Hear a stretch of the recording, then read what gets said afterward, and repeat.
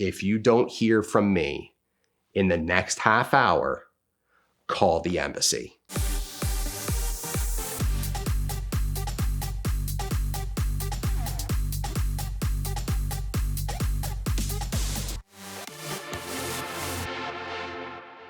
It's the end of Monterey, and I get a phone call out of the blue that there is a spectacle, and I say spectacle very deliberately, that is going to be taking place, that the Saudi government wishes to assemble the greatest car exhibition that has been pulled off in a single location ever. I mean, I forget if ever was the exact pitch, but it was a lot of big grandiose language, and that they wanted to have all of the most important people from the car world from around the world in attendance with cars. Well, they wanted to have me go with a bunch of cars. And so I said, if you want me going, here are my terms. This is the way that our logistics need to be handled. My employees are coming with me. And I also am bringing my friend Rami, who was friend at the time, now de facto business partner Rami. No hesitation, they agreed. So next thing you know, 6 of my cars are being sent over there,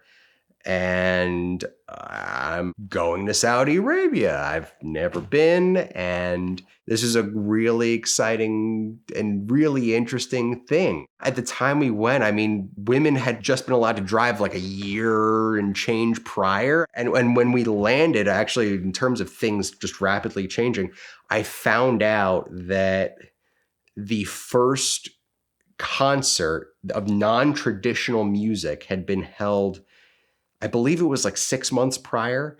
And one of the first acts that they had was Nelly. And the reason I found that out was because they were playing Here Comes the Boom on repeat while they were setting up, and I couldn't figure it out. It was just an outlandish experience. We're over there and we get to, we go to the hotel. The hotel's nice. And then we get in the buses, and there are a bunch of other well-known guys from the car world who I see them there, guys who I know, guys who plenty of other people recognize, and go over there to this site, which is at least a half hour outside of the city limits of Riyadh. And we get there, and it felt like I had just taken a 14-hour trip to go to Fyre Festival in the middle of the desert. There were just shells of buildings, local workers running around with no purpose, not doing anything at all. We see this disaster, and all we're hearing is at full volume, we're hearing Nelly playing on repeat. Here Comes the Boom. And then we just see these lines of workers there brooming the ground with no reason, because they were still setting up other things. So it was just like, oh man, here comes the broom. And we're hearing stories. I mean, guys' cars are getting banged up. I mean, I see some guy with some, crazy custom CUDA, like the whole back end of the car got smashed. I'm on edge. Like, I'm really nervous. I mean, I sent over some irreplaceable stuff. Like, if this, few of these cars, if they got smashed, there's no coming back from that. And, and I'd been assured over and over, the transport was going to be handled the way that I wanted it to by companies I trusted and all that. And it was, but they had limited control on the Saudi side of things. So everything just became a disaster. Ferrari was supposed to be doing an F1 exhibition. You had Monster Jam doing an exhibition. They brought over a ton of drifters. I mean, they must have just done a download of the internet from the last 5 years and said, yeah, we want this. So the show opens and they're still nowhere close to done. About 2 days after the show opens, the place is done and it actually looks pretty crazy. I'd never seen anything like it. But prior to the show opening, so we're gonna rewind back to us arriving at Fyre Festival. The group that we're with, we were all cordoned off into our own little area, and we all got passes because we were exhibitors, but they were very deliberate. The people who were issued those passes, you could only exist in your area. You were not allowed outside to go to any other place. There were no bathrooms. There was no food.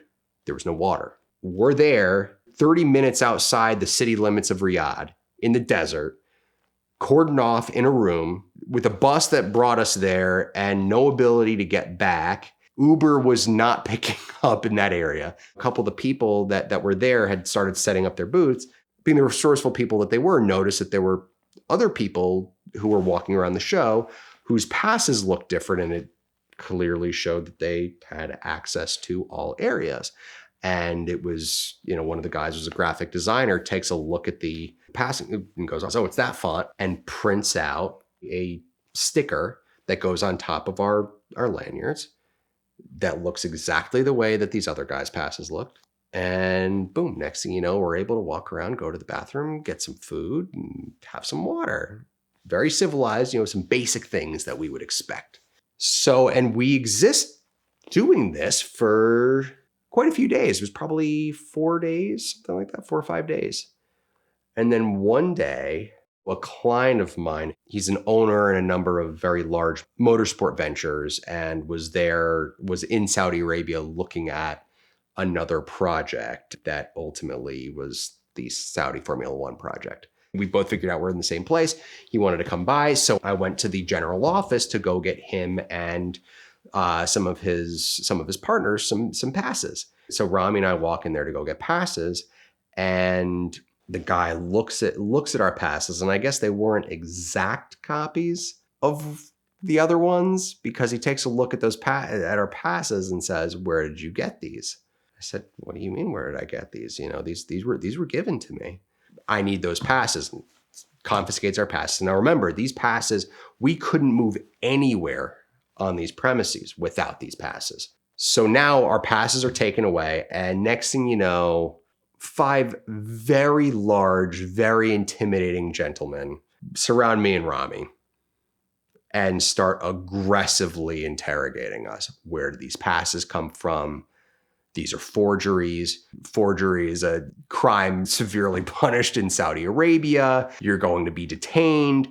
And so next thing you know, like we're being given the 5th degree by a bunch of guys who want to throw us in Saudi jail. So not knowing what else to do, I quickly send a text to my wife. Whenever I'm traveling, she's always hypersensitive to her phone.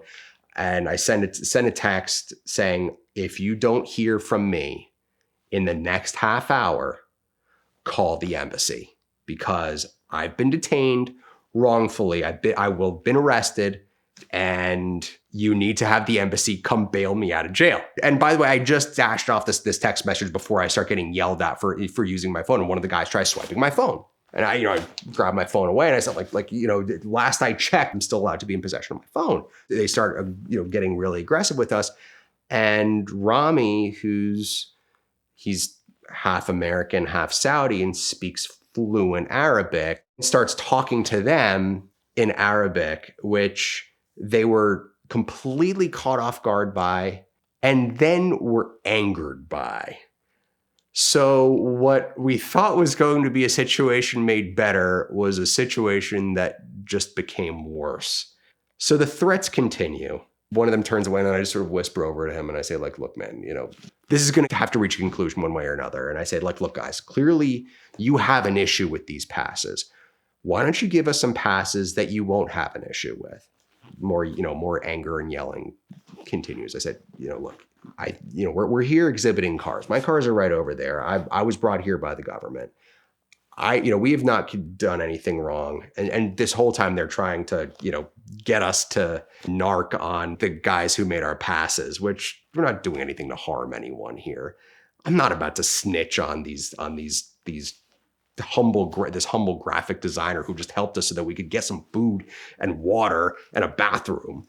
And so that he could then have, a bunch of guys go and detain him. I say, look, guys, here's the way I see it. You don't like our passes. You have the power to give us new passes. You can either detain us for this, which I don't think the US State Department will be very happy having to bail me out over you detaining me for allegedly fraudulent passes. Or you can take these passes, give us new passes, and let us go. Rami then, without missing a beat, repeats it in Arabic, which, by the way, all these guys spoke fluent English, which I found to be just a nice little cherry on top. After much, mumbling and cursing in anger, they printed out some new passes, let us go. My client and his investors at this point had, after I went to go get him passes to come into the place, he just walked right in. Didn't need anything, was walking around with no credentials whatsoever. So they were so concerned over our fraudulent passes in this gigantic place that my client and a bunch of these other guys just waltz right in, walking around without any encumbrance whatsoever. The way that they went about security was a little bit interesting, but in the end, we were let go. But it was a time I almost got thrown in Saudi jail. We love the team at Patrick Adair Designs because they make rings and other jewelry out of some of the most amazing and interesting materials on Earth, and even occasionally from space. But they've honestly outdone themselves with their latest creation. They have made a series of rings using the aluminum that they cut out of an OEM wheel for a Bugatti Veyron. Obviously, I love the Bugatti Veyron, maybe one day, I hope. But they've also used forged carbon fiber, gold, and platinum to accent the rings however you want them. And honestly, as cool as the rings are, I think I like the case they come in even better. They have replicated the W16 engine on the top out of sterling silver. It's a cherry wood box with like carbon fiber and titanium screws. Super duper cool. So check it out now at the link in the description below to get yourself a super cool ring from a great company, Patrick Adair Designs. And if you order now during the month of July, you'll also get free at checkout either a carbon fiber ring or a tungsten pendant. So they've been a great supporter of VINwiki all these years, and they've created an awesome product here. So check it out now at the link in the description below.